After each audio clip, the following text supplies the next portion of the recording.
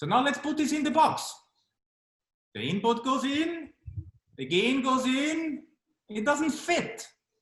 So now it's like you put that cabinet, which you just bought in IKEA, you put it in your house and it doesn't fit. So what do? You have to break the top. And that's what happens in a PSAP all the time. The top of the sound is broken. That means the whole cabinet is broken. Because if you break off the top, the whole cabinet breaks. So the whole sound is distorted. Jadi kita ibaratkan seperti tadi, jika kita meletakkan furnitur atau lemari dengan ukuran yang terlalu tinggi ke dalam rumah, pada PSAP ini akan menjadi terlalu keras suaranya. Lalu maksimum outputnya tidak berguna lagi karena akan dirusak, yang kemudian kelebihan suaranya akan menjadi distorsi. Okay, let me apologize to IKEA, yeah? Okay, so what happens in a hearing aid now? The input goes in, the gain goes in, and look what happens. It fits. Because hearing aids have compression. Even the cheapest hearing aids have compression. Even hearing aids which you don't fit have compression. That means if the input gets too loud, the hearing aid automatically will reduce the gain so it does not reach the maximum output. That's an automatic function. You don't need to adjust this. You don't need to do anything. This is just inside the hearing aid.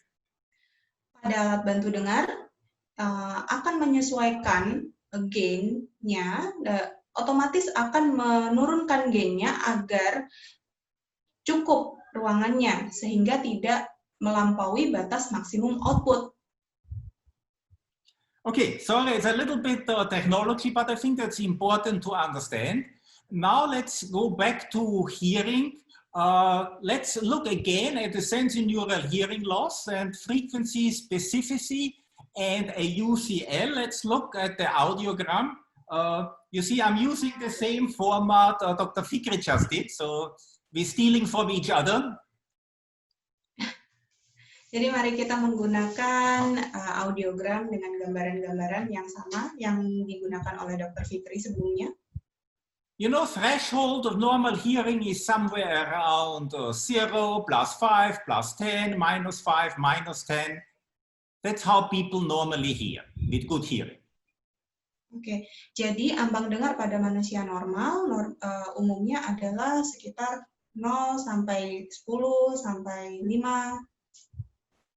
But there is also an end to hearing. This is called the UCL, or the uncomfortable level, where sounds get too loud for an individual, painfully loud, and that's typically anywhere between 100 and 120 dB individually. Tapi kemudian kalau kita lihat ke bawah, batas uncomfortable noise level pada orang normal itu antara 100, 110 sampai 120 yang akan dirasakan sakit oleh pendengarnya. Sorry, I'm too fast. And everything in between these two lines, that's the dynamic range. That's what somebody can hear, from the softest to the loudest sound. Jadi bagian yang di antara kedua threshold ini adalah dynamic range. Ini adalah range yang bisa didengarkan oleh manusia. Now let's see what happens if somebody has a hearing loss. Ini yang terjadi jika seseorang mengalami hearing loss. Nothing really tragic. That's a mild to moderate sensorineural sloping hearing loss. Most people hearing like this wouldn't even want to have a hearing aid, unfortunately.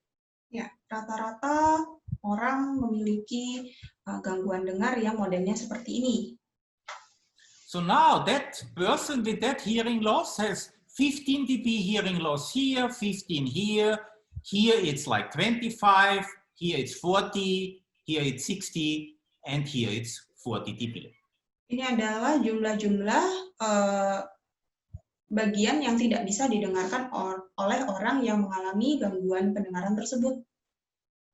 And you see all the sounds which are above the new threshold, they have now disappeared because this is not audible anymore because somebody's threshold of hearing has fallen down to that level. Pada bagian yang suaranya lebih pelan, yang di atas threshold tersebut tidak lagi bisa didengar oleh orang tersebut. Okay. Yeah, and what also happens, the UCL, as the hearing threshold goes down, the UCL comes up. That's a natural function for most people. So that means the dynamic range gets even narrower because you hear sounds only when they are louder, but if they are too loud, they become too loud earlier. Jadi, yang juga terjadi jika orang mengalami gangguan dengar atau penurunan pendengaran, UCL-nya tidak turun, tapi malah semakin naik, sehingga dynamic range yang dimiliki semakin sempit. Okay, so what does this mean now? How does amplification in a PSAP react to that kind of hearing loss? So this is the hearing loss we have. Ini adalah yang dilakukan How PSAP. over-amplification can damage somebody's hearing by using a PSAP. Inilah bagaimana PSAP dapat mengakibatkan kerusakan pada orang yang mengalami hearing loss. You see, typically, if you put the PSAP now, this is your problem. You want to hear these sounds louder. Ini adalah yang dialami oleh orang yang mengalami gangguan dengar. Pada bagian ini, dia ingin mendengarkan suara menjadi lebih keras. Even PSAPs don't have 60 dB, they typically only have about 40, 50, 55 dB, but just as an example, so here the patient would look for around 40 to 60 dB amplification in that frequency area. Walaupun PSAP tidak memiliki gain sampai 60 dB, tapi ya kita anggap PSAP itu bisa mengamplifikasi gainnya 40 sampai 55 dB. So now he takes the PSAP and turns it up to get 60 dB amplification here. Jadi PSAP menambahkan gain sebesar 60 dB agar bisa mencapai threshold yang di atas. Perfect. Bagus. Bagus. Perfect means bagus. So sorry, I happy with the translation today.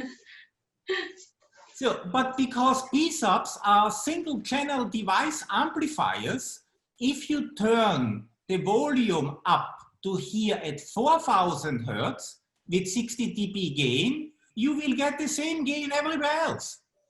Tapi karena PSAP hanya memiliki satu channel, ketika seseorang hanya ingin mengeraskan suara pada satu channel yaitu 4000 ditambahkan 60 desibel, di frekuensi lain juga akan dikeraskan sama kerasnya, ditambahin semua menjadi 60 desibel. Now look at that. That's how much too loud that is. So that person definitely will get a noise-induced hearing loss from using the PSAP. Jadi inilah yang terjadi. Semua suaranya akan didengarkan terlalu keras dan berefek menjadi noise bagi yang menggunakan. Okay. Now, let's look what happens now if we under-amplify. Because say, okay, not everybody makes it that loud, yeah? Ini yang terjadi jika amplifikasinya kurang. So let's say now somebody just don't want to make it so loud because the noise is bothering him. So he just looks at the low frequency range and makes it about 15 dB louder so that the noise does not get too loud. Only makes it 15 dB louder.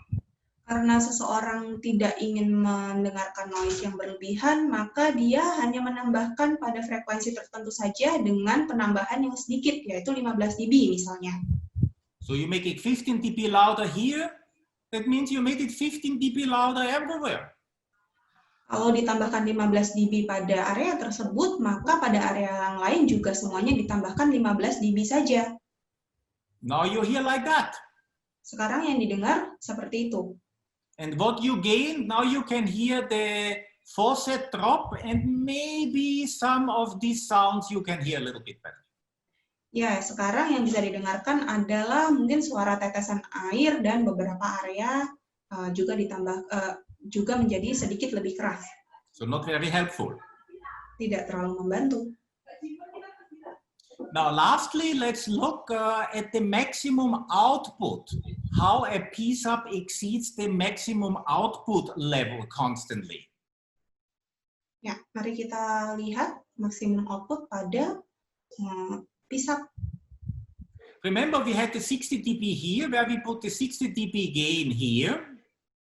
Ya, kita ingat kalau kita butuh 60 desibel di situ, kita akan tambahkan 60 desibel juga di situ. So if I put 60 dB gain here, that's what's going to happen. Kalau kita tambahkan 60 dB di situ, maka yang terjadi adalah seperti ini. The output is way too much. It's like 20 dB higher, like in this example, like the patient's UCL. This will be very, very painful and causes a noise-induced hearing loss again. Ini akan suaranya menjadi terlalu keras dan bisa sampai 20 desibel lebih tinggi daripada UCL pasiennya. The same will happen here and here. Hal yang sama terjadi pada area-area tersebut. In the lower frequencies, it doesn't reach the UCL, it just will give you a noise-induced hearing loss, but you will still feel more comfortable. Ya, yang area lain juga akan ditambahkan 60 desibel, tapi mungkin tidak seberapa mengganggu seperti yang lainnya. Now let's change track a little bit. Now let's look at the list of hearing aids registered in Indonesia by the Ministry of Health. Mari kita lihat list-list alat bantu dengar yang terdaftar di Kementerian Kesehatan Indonesia.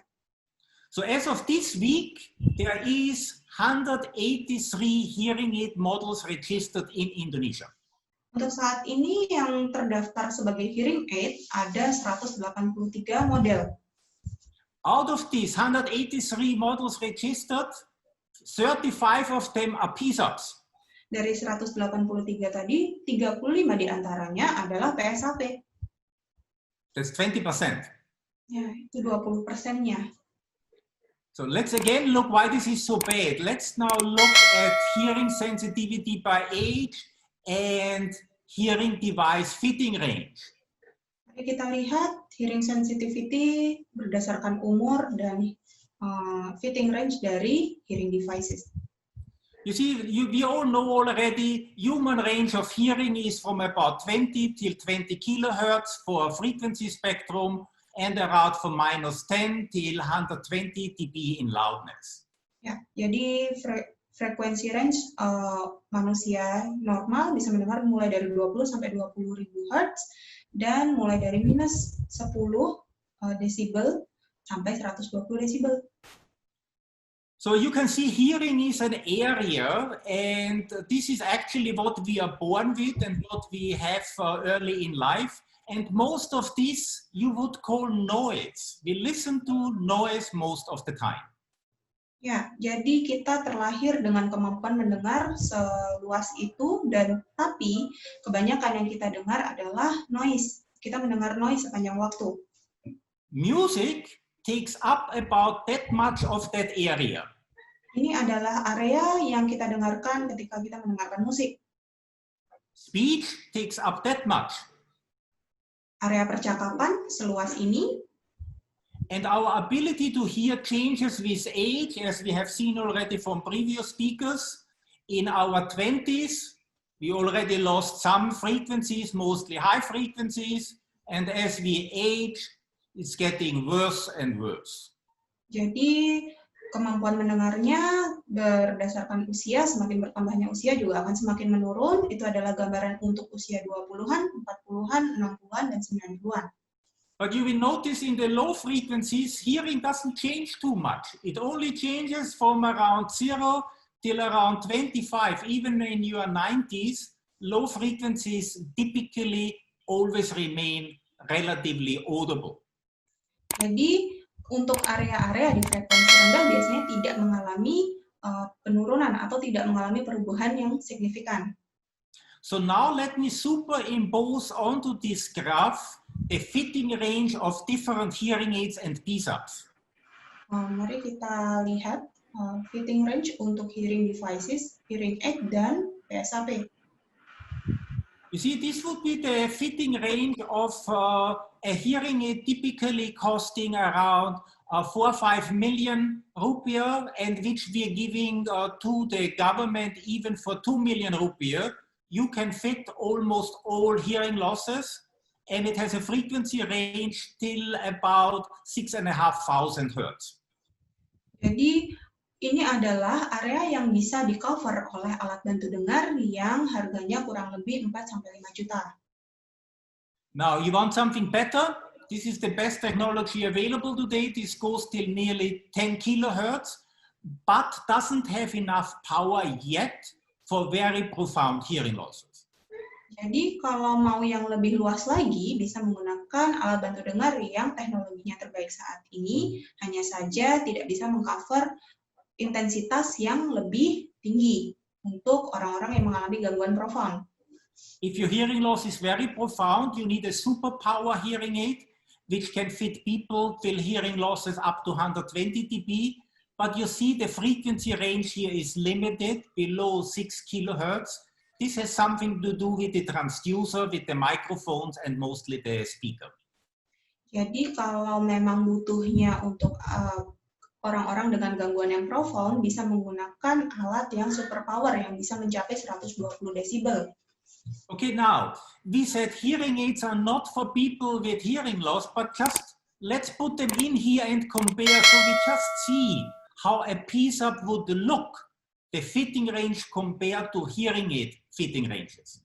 Ya, walaupun PSAP ini tidak dianjurkan untuk orang yang mengalami hearing loss, mari kita komparasikan saja di sini untuk melihat perbandingannya antara PSAP dan hearing aid secara fitting range. That would be the fitting range of PSAPs. Ini adalah fitting range yang bisa dipunyai oleh PSAP. It cannot be fit for people with less hearing loss here because of the internal noise. It cannot be used for people with more hearing loss here because the gain is limited. Even if the output is there to cause noise-induced hearing loss, the gain is not there to amplify soft speech sounds sufficiently. So this is the fitting range of PSAPs in average in Indonesia. Ini adalah rata-rata fitting range PSAP yang ada di Indonesia, jadi tidak bisa digunakan untuk gangguan dengar yang lebih rendah daripada itu. Kalau lebih keras pun tidak bisa mencakup untuk pendengarannya. Okay, let me summarize. What are the 3 biggest problems with PSAPs? Ini adalah 3 problem yang paling besar pada PSAP. First, they cannot be programmed to users' hearing loss to users' hearing perception. PSAP tidak bisa diprogram untuk orang yang mengalami hearing perception. Secondly, they don't have compression. Tidak punya kompresi. No compression means even if there is no sound, the machine will make a noise. Jadi karena tidak punya kompresi, noise akan tetap ada walaupun di ruangan yang sunyi karena alatnya sendiri mengeluarkan noise. No compression means if the input signal gets loud and together with the amplification reaches the limit of the hearing aid, you have a horrible distorted sound. Jadi karena tidak ada kompresi, distorsi akan didapatkan ketika input suara yang masuk itu keras sekali. And compression means that a different amount of amplification is added to soft and loud sounds. PSAPs don't make that. PSAPs add the same amount of amplification to soft sounds and loud sounds. So either you under-amplify or you over-amplify. Nah, karena PSAP hanya memiliki single channel, maka semua amplifikasi yang dihasilkan akan sama untuk suara yang masuk pelan ataupun yang keras, sehingga hasilnya antara kalau nggak terlalu pelan amplifikasinya atau terjadi over-amplifikasi. And lastly, over-amplification in a PSAP may result in further hearing damage. Dan yang terakhir, over-amplifikasi pada PSAP mungkin bisa menyebabkan kerusakan pendengaran yang lebih parah di kemudian hari. Yeah, a little advertisement. I also have a YouTube channel. So if you like, you can visit my YouTube channel. I will also put that presentation up, and there is some other presentations, even subtitled in Bahasa, about hearing loss, all sort of topics. Ya, jadi Mr. Manfred punya channel YouTube yang harapannya mungkin dokter-dokter semuanya bisa subscribe dan like video-videonya. Di sana banyak menjelaskan tentang hearing loss, dan lain-lain. Juga sudah dilengkapi dengan subtitle Indonesia. Okay, thank you. Any questions? I leave it up to the moderators. Yeah, thank you, Mr. Manfred, for the explanation. Yeah. I think I have to stop sharing now, no? Yeah. Thank you, Mr. Manfred, for the explanation. Yeah. I think I have to stop sharing now, no? Yeah. Thank you. Okay, look, Yeah. I give you the screen back. Ya, terima kasih Mr. Manfred. Ya, jadi setelah kita mendengarkan dan menyaksikan pemaparan materi yang telah dilakukan oleh pembicara-pembicara kita yang luar biasa ini, maka sesi selanjutnya dilanjutkan dengan sesi diskusi. Untuk Bapak dan Ibu, apabila ada pertanyaan bisa diketik di kolom chat di Zoom atau memberikan emoticon. Nanti akan kita aktifkan mikrofonnya. Nah, ya, jadi ini sudah ada pertanyaan nih Mbak Tri. Sudah ada beberapa pertanyaan. Saya bacakan pertanyaannya sudah masuk dulu ya. Yang pertama dari Dr. Dia Silviati, spesialis anak. Pertanyaan ini untuk Dr. Damayanti. Dr. Dama. Ya. Pertanyaannya adalah, bila ditemukan hasil screening bayi baru lahir atau hasil OAI-nya itu refer, maka kan dianjurkan untuk evaluasi pada usia 3 bulan. Nah, pertanyaannya nih, Dr. Dama, pada evaluasi di 3 bulan tersebut, apakah dilakukan tes OAI kembali atau dilakukan tes BERA?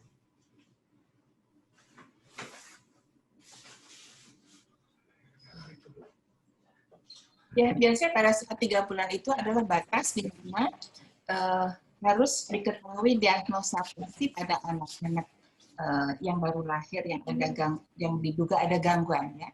Jadi biasanya di situ diperiksa semuanya. Jadi OAI juga diperiksa, kemudian ABBR juga diperiksa. Terima kasih Dr. Dama. Sudah cukup jelas Dr. Dia? Semoga sudah cukup jelas ya Dr. Dia. Lalu selanjutnya pertanyaan dari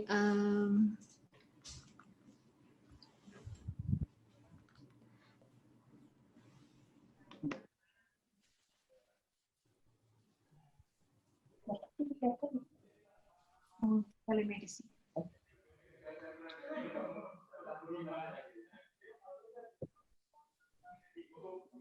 Selanjutnya dari Dokter Diah lagi, Dokter Dama. Jadi bila ditemukan ketulian pada dewasa, mudah bisa disebabkan oleh seringnya mendengarkan percakapan di lingkungan yang nadanya melengking. Nah, ini mungkin pertanyaan untuk Dokter Bram ya, Dok?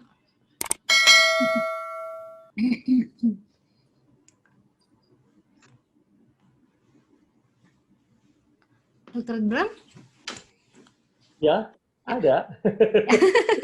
Iya Dok, maaf ya, saya nggak lihat. Oh ya Allah. Ya Dok, jadi misalnya ada seseorang yang sering mendengarkan suara-suara melengking nih Dok, lalu muncul suara tinnitus di kedua telinganya. Apakah itu bisa menyebabkan gangguan pendengaran, Dokter? Ya, jadi suara yang melengking atau boleh dibilang di situ seperti semacam noise gitu, yang tadi disampaikan oleh Dr. Dama juga di makalahnya, artinya adalah suara noise itu yang bentuknya melengking dapat mempengaruhi outer hair cell sehingga menimbulkan suatu reaksi dari sistem koklea itu sendiri.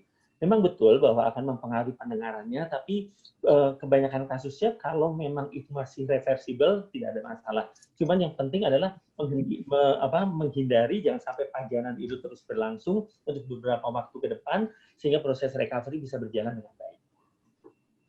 Baik. Ya. Terima kasih Dr. Bram. Sama-sama. Ya. Pertanyaan selanjutnya dari Dr. Megawati Wijaya. untuk Dr. Fikri. Dr. Fikri. Ya, hadir.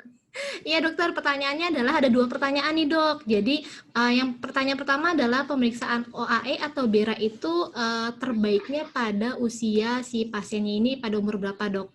Itu pertanyaan yang pertama. Yang kedua adalah untuk pemakaian hearing aid-nya atau alat bantu dengarnya itu terbaiknya itu apakah setiap hari atau kayak gimana dok? Baik, untuk pemeriksaan dulu ya, diagnostik dulu ya. Baik, pemeriksaan OAE bisa dilakukan sejak sebelum bayi keluar dari rumah sakit. Pada prinsipnya idealnya seperti itu. Kemudian kalau ada masalah, maka pemeriksaan itu bisa diulang pada usia 1, 3, dan 6 bulan. Nah, diagnosis dari gangguan pendengaran, itu pemeriksaan OAE ini sifatnya screening. Jadi jawaban dari pemeriksaan OAE adalah pass atau refer. Kalau refer, jangan buru-buru dibilang anaknya gangguan pendengaran. Jadi harus dilanjutkan dengan pemeriksaan diagnostik. Pemeriksaan diagnostiknya adalah menggunakan pemeriksaan BERA dan bila dibutuhkan ditambah dengan pemeriksaan ASSR. Nah, pemeriksaan BERA ini akan juga sangat dipengaruhi oleh maturitas dari jaras auditori. Jadi biasanya kita akan mulai lakukan pada usia 3 bulan dan idealnya sih hasilnya optimalnya pada usia 6 bulan. Nah, alat bantu dengar. Alat bantu dengar sebaiknya dilakukan sedini mungkin. Jadi sehingga seorang anak bisa diperkenalkan terhadap suara, sehingga jaras auditorinya bisa dipakai. Jadi sampai ke otak tuh. Jadi kayak kita ngetek tempat di cufflink di suatu tempat di otak untuk jaras auditori. Nah ini idealnya memang mulai dilakukan pada usia 6 bulan. Baik, terima kasih Dr. Fikri. Dr. Fikri, satu lagi pertanyaan dok dari Boleh. Ibu Husnita. Ya, jadi pertanyaannya adalah sebelum menggunakan cochlear implant kan digunakan alat bantu dengar dulu nih dok. Boleh. Nah itu Betul. idealnya itu berapa lama ya dok pemakaian alat bantu dengar lalu untuk ke cochlear implantnya?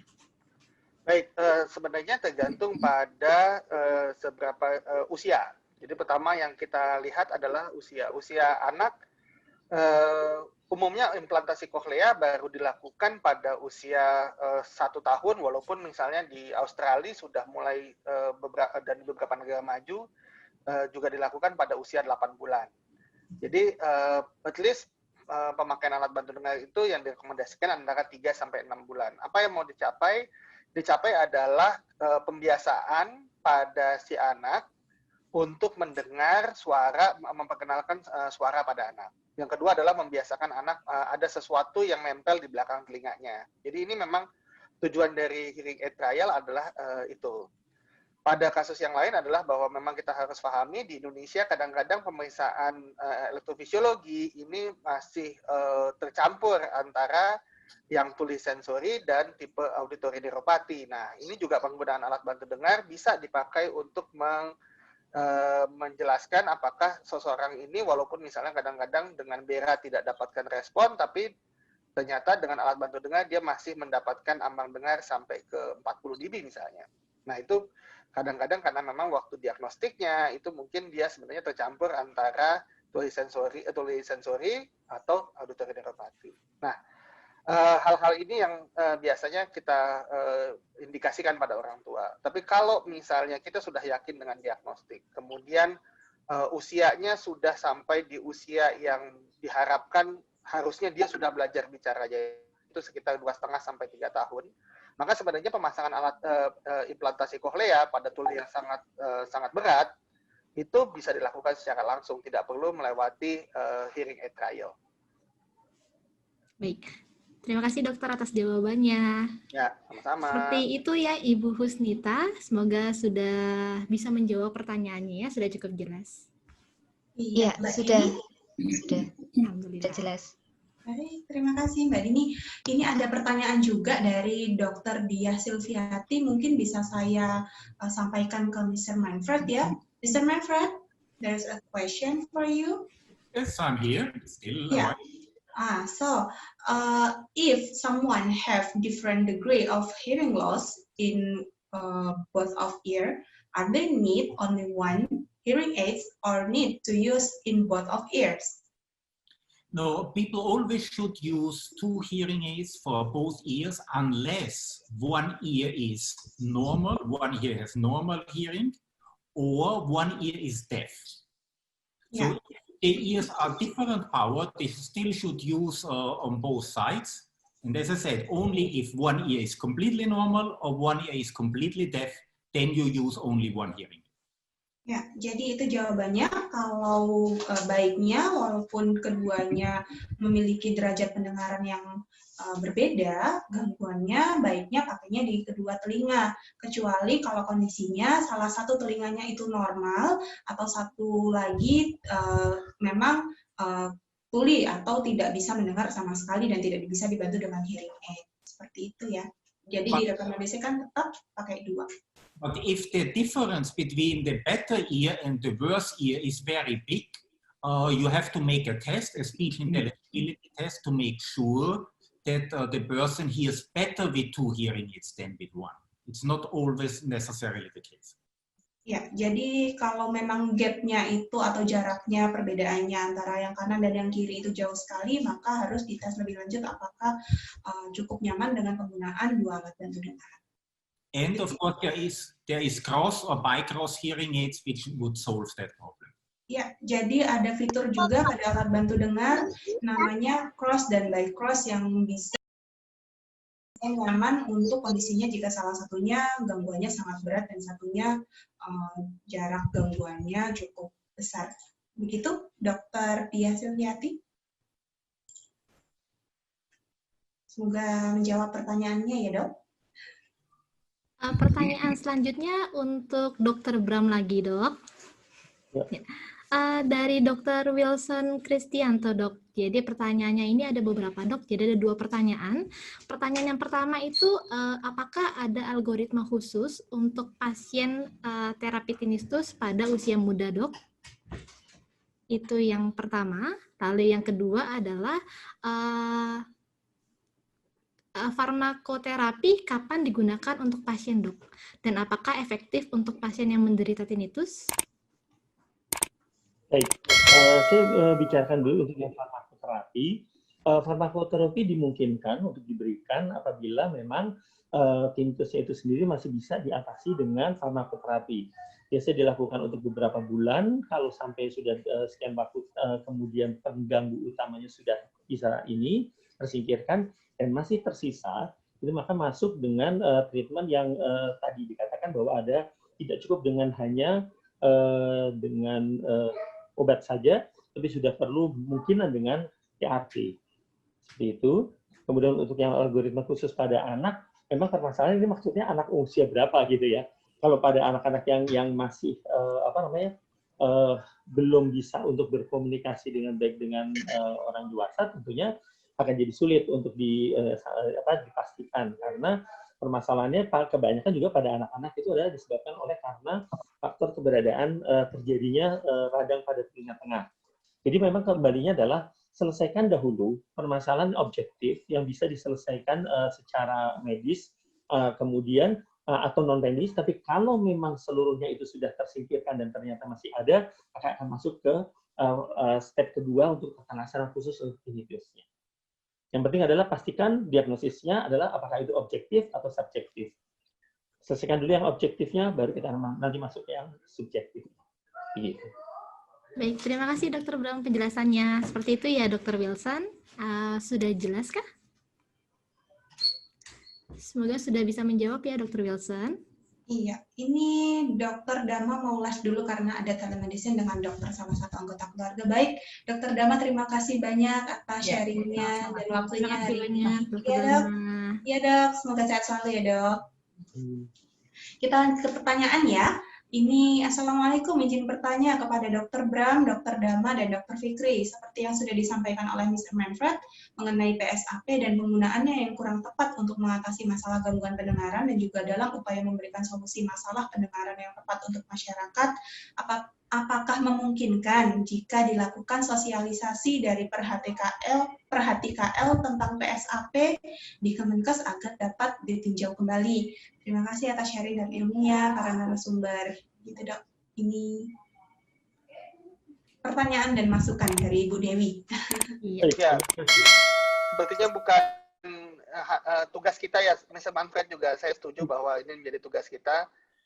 untuk supaya melindungi pasien-pasien di Indonesia dari gangguan pendengaran yang justru malah makin berat akibat penggunaan PSAP. Ya, baik. Terima kasih banyak Dr. Fikri untuk jawabannya. Mungkin ada tambahan Dr. Bram?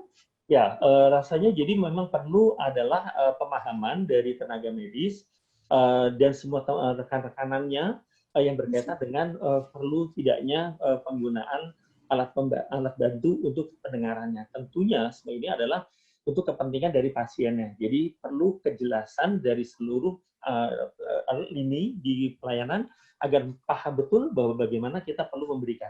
Karena sebenarnya Depkes hanya menyediakan fasilitasnya, tapi kembalinya adalah apakah kita mampu untuk mengaplikasikannya atau tidak. Nanti akan ada koreksi dari Depkes sendiri kalau memang alat itu ternyata tidak cukup manfaat atau justru merugikan buat target-target itu sendiri. Nanti mungkin dari PGPKT dan juga dari dari Perhati mungkin akan membantu menyelesaikan karena jalurnya lebih langsung dari kita ini. Baik. Baik. Ya, terima kasih banyak Dr. Bram dan Dr. Fikri. Ya, Mbak Dini, apakah masih ada pertanyaan lagi? Mungkin dari dokter ada yang peserta ada yang mau ditanyakan, soalnya di kolom chat udah nggak ada pertanyaan lagi Mbak Tri. Ya, di kolom chat sudah selesai nih, udah habis pertanyaannya. Mungkin ada yang mau ditanyakan lagi, Ibu dan Bapak?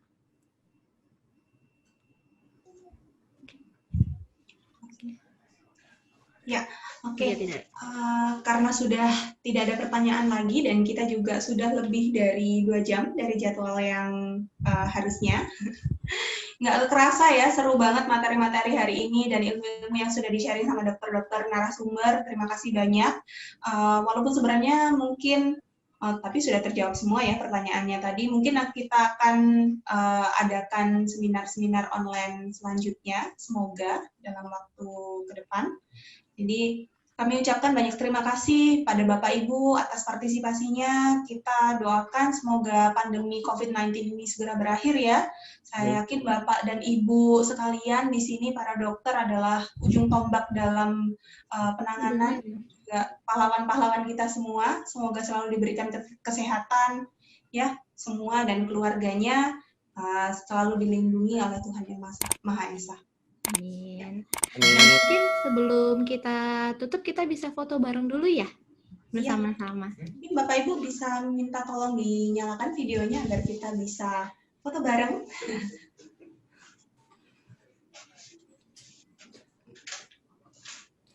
Gimana gue fotonya? Diaktifkan videonya atau kameranya. Ada banyak sekali nih frame-nya ya, sampai 10 frame. Luar biasa, hari ini banyak sekali pesertanya. Antusias sekali Mbak Tri ya? Iya. Jadi nanti ini kita senyum aja Bapak dan Ibu ya. Jadi nanti ada tim kami yang akan slide-slide ke frame selanjutnya. Jadi kita senyum aja. Oke. Ada babanya nggak Mbak Dini? Oke. 1, 2, 3.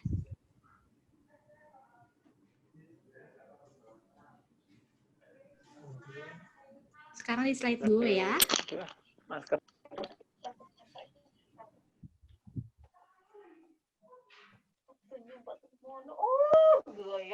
Sekarang di slide ketiga.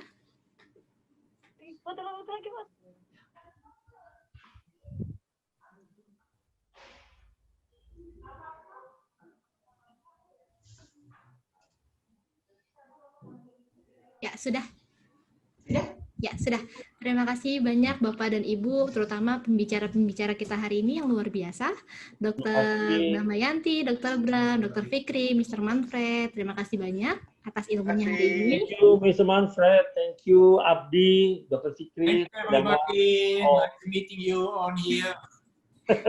Terima kasih juga kepada Bapak dan Ibu yang telah hadir hari ini. Atas partisipasinya, mohon maaf jika ada kesalahan kata atau kekurangan dalam seminar online hari ini. Sampai jumpa di lain kesempatan. Stay healthy and safe. Wassalamualaikum warahmatullahi wabarakatuh.